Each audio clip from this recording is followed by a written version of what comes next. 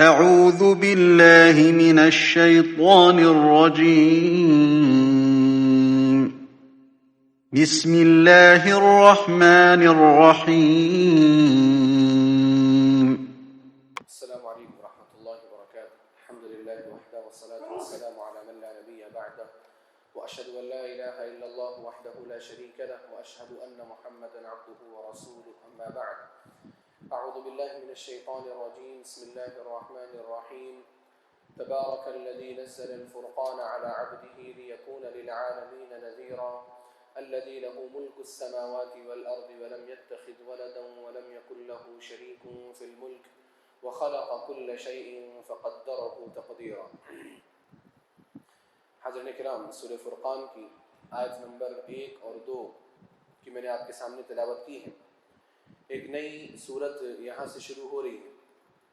سورہ فرقان مکی سورت ہے، یعنی ہجرت سے پہلے نازل ہونے والی، کیونکہ مکی اور مدنی جو صورتیں ہیں ان میں فرق اسی طور پر کیا جاتا ہے کہ مکی صورتیں وہ ہیں جو ہجرت سے پہلے نازل ہوئی ہیں اور مدنی صورتیں وہ ہیں جو ہجرت کے بعد نازل ہوئی ہیں. اس صورت کے اندر 77 آیات ہیں، مختصر سی صورت ہے، اور یہ صورت بھی ہجرت سے چند سال پہلے، یعنی آپ کہہ لیں 1 یا 2 سال پہلے نازل ہوئی ہے، تو بیجا نہیں ہوگا. اس صورت میں خاص طور پر اللہ رب العالمین نے کفار مکہ جو محمد صلی اللہ علیہ وسلم کے اوپر الزام لگاتے تھے، اسی طرح سے قرآن کریم کے اوپر جو الزام لگاتے تھے، اللہ رب العالمین نے خاص طور پر ان الزامات کا تذکرہ کیا ہے اور ان کا بخوبی جواب دیا ہے. اور اخیر میں سورت کے اخیر میں عباد الرحمن یعنی رحمان کے بندے ہوتے کیسے ہیں، مومنین ہوتے کیسے ہیں، ان کی صفات کا تذکرہ کیا ہے، جیسے سورہ مؤمنون کی ابتدا میں تذکرہ کیا ہے. پہلی آیت ہے، اللہ رب العالمین نے فرمایا تبارک الذی نزل الفرقان علی عبدہ، بابرکت ہے وہ ذات جس ذات نے فرقان کو اپنے بندے کے اوپر نازل کیا. بندے سے مراد نبی جناب محمد رسول اللہ صلی اللہ علیہ وسلم. فرقان سے مراد قرآن کریم ہے. قرآن کریم کو فرقان اس وجہ سے کہا جاتا ہے کیونکہ قرآن کریم حق اور باطل کے درمیان تمیز کرنے والا ہے، اور فرقان عربی زبان میں اسی کو کہتے ہیں جو حق کو الگ کر دے اور باطل کو الگ کر دے. تو اللہ رب العالمین نے فرمایا وہ ذات بڑی بابرکت ہے جس نے فرقان یعنی قرآن کریم کو نازل کیا ہے علی عبدہ، اپنے بندے کے اوپر، یعنی نبی صلی اللہ علیہ وسلم کے اوپر. اب یہاں دیکھیں قرآن کریم کے نازل ہونے کی بات ہو رہی ہے، اور اللہ رب العالمین نے نبی صلی اللہ علیہ وسلم کو بندے سے خطاب کیا ہے کہ اپنے بندے کے اوپر نازل کیا.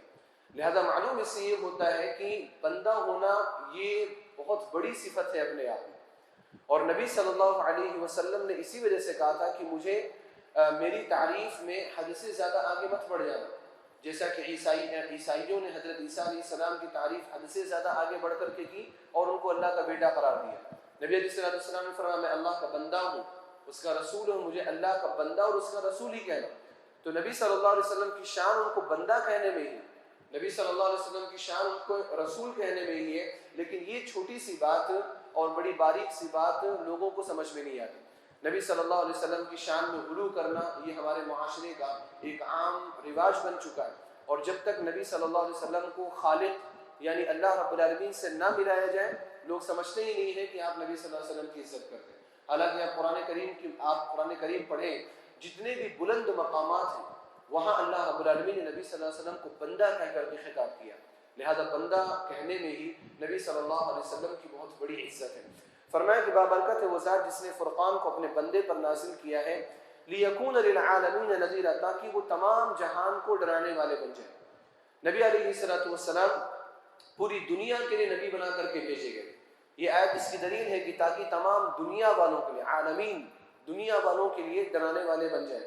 نبی علیہ السلام کی رسالت پوری دنیا کے لیے. ایسا نہیں ہے کہ آپ صلی اللہ علیہ وسلم صرف مکہ کے لیے آئے تھے، یا ایسا نہیں ہے کہ آپ علیہ السلام صرف اس دور کے لیے آئے تھے جس دور میں وہ آئے ہیں، بلکہ آپ علیہ السلام پوری دنیا کے لیے اور رہتی دنیا تک کے لیے، یعنی قیامت تک کے لیے آپ صلی اللہ علیہ وسلم کو نبی بنا کر کے بھیجا گیا.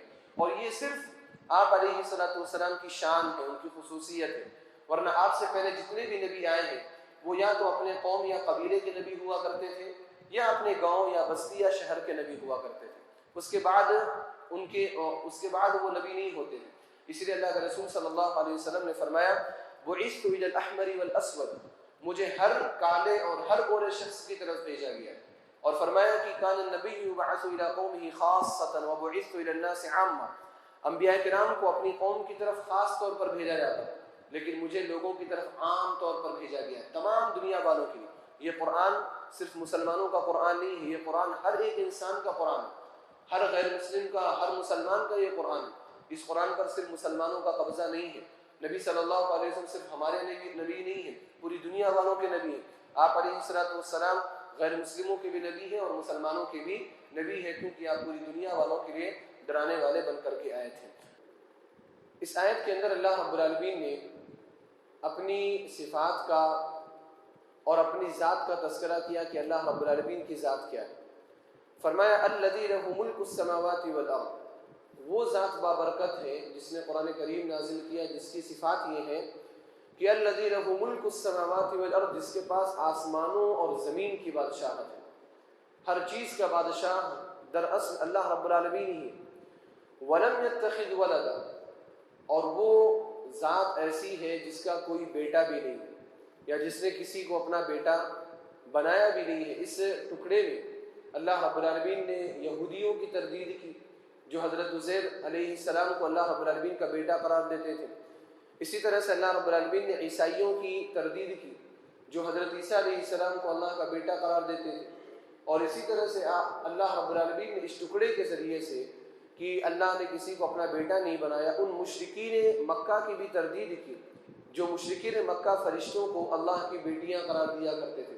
یعنی نہ اللہ رب العالمین نے کسی کو بیٹا بنایا ہے، اور نہ ہی اللہ رب العالمین کی کوئی بیٹی ہے، اور نہ ہی اللہ رب العالمین کی کوئی بیوی ہے. اللہ رب العالمین کی ذات ایسی ہے. ولم یتخذ ولدا ولم یکن لہ شریک فی الملک، اور اس کی ذات ایسی ہے کہ اس کی بادشاہت میں کوئی شریک اور ساجی بھی نہیں، کوئی پارٹنر بھی نہیں ہے کہ اس کی ملکیت میں کوئی پارٹنر رکھتا ہو. ساری چیز، ہر چیز کا مالک اللہ رب العالمین، ہر چیز کی ملکیت اللہ رب العالمین کے پاس.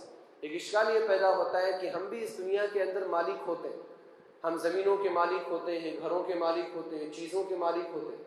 تو کیا ہم بھی مالک ہیں یا ساری چیزوں کا مالک اللہ رب العالمین؟ تو اس کا جواب یہ ہے کہ اصل جو ملکیت ہے وہ اللہ رب العالمین کی. ہاں، اللہ رب العالمین اپنی ملکیت بعض وقت کے لیے، تھوڑے وقت کے لیے دوسرے لوگوں کو دیتا ہے، لیکن ہم انسان بھی جو اس دنیا کے اندر کی چیزوں کے مالک ہوتے ہیں وہ ہمیشہ اور کلی طور پر مالک نہیں ہوتے.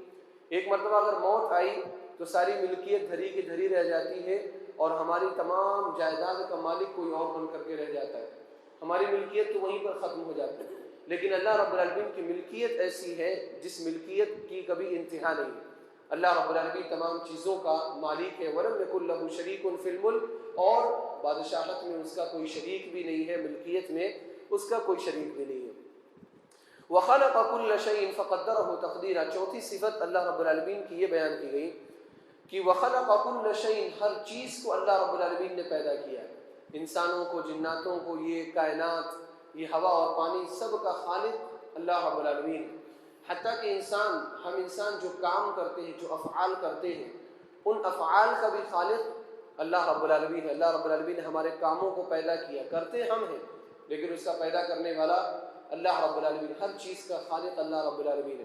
فقدرہ تقدیرا، اور ہر چیز کو پیدا کر کے اللہ رب العالمین نے ایک اندازے کے مطابق تمام چیزوں کو سیٹ کر کے رکھا ہے. ایسا نہیں ہے کہ اللہ رب العالمین نے تمام چیزوں کو پیدا کیا اور چیزوں کو پیدا کرنے کے بعد اس کو بے ترتیب چھوڑ دیا، نہیں، بلکہ اللہ رب العالمین نے چیزوں کو پیدا کیا اور اس کے بعد اس کو ترتیب بھی دی. اللہ رب العالمین نے ہر چیز کا ایک وقت مقرر کیا کہ کس چیز کو کب فنا آئے گی اور کون سی چیز کب ختم ہوگی. یہ ساری چیزیں اللہ رب العالمین کے یہاں طے ہیں. اللہ رب العالمین نے انسان بنائے تو انسان کو بے مہار نہیں چھوڑ دیا، بلکہ اللہ رب العالمین نے انسانوں کے لیے قانون بنائے اور یہی اس کو ایک اندازے کے مطابق تیار کرنا ہے. ہر چیز اللہ رب العالمین کے ایک اندازے کے مطابق ہے.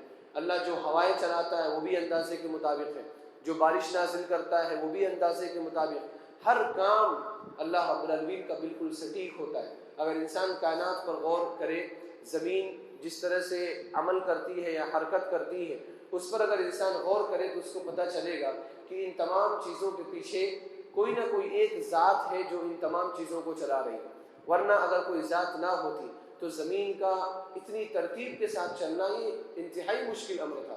آپ دیکھیں سورج اپنا کام کرتا چلا جا رہا ہے، چاند اپنا کام کرتا چلا جا رہا ہے، سورج اور چاند ان کے اوقات میں اختلاف ہوتا ہے، ٹھنڈی میں، گرمی میں، کبھی رات لمبی ہوتی ہے، کبھی دن لمبا ہوتا ہے۔ یہ ساری جو ترتیب بنائی ہوئی ہے سب اللہ رب العالمین کی بنائی ہوئی ہے، اللہ رب العالمین نے ان کو اپنے کام کے لیے معمور کیا ہے۔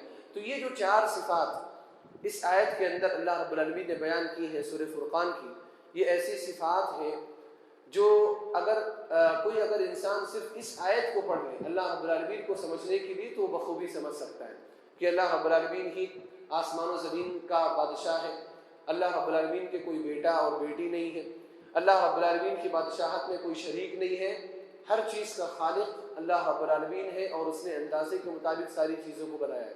یہ 4 چیزیں ایسی ہیں جو اللہ رب العالمین کی پوری ذات کو ڈسکرائب کر رہے ہیں، اللہ رب العالمین کی پوری ذات کی صفات بیان کر رہے ہیں۔ اسی وجہ سے اللہ کے رسول صلی اللہ علیہ وسلم جب قریشیوں میں سے کوئی بچہ اپنی زبان کھولتا تھا تو اس کو یہ آیت سکھایا کرتے تھے، الذی لہ ملک السماوات والارض، سورہ فرقان کی آیت نمبر 2، کیونکہ اس آیت نمبر 2 کے اندر انسان اپنے خالق کے بارے میں ساری معلومات حاصل کر سکتا ہے۔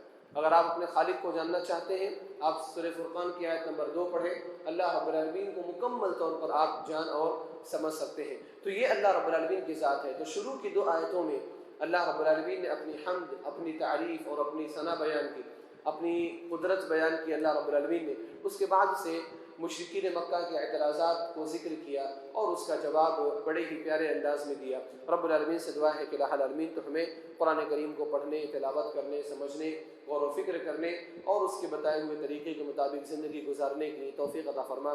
آمین۔ وآخر دعوانا الحمد للہ رب العالمین، والسلام علیکم ورحمۃ اللہ وبرکاتہ۔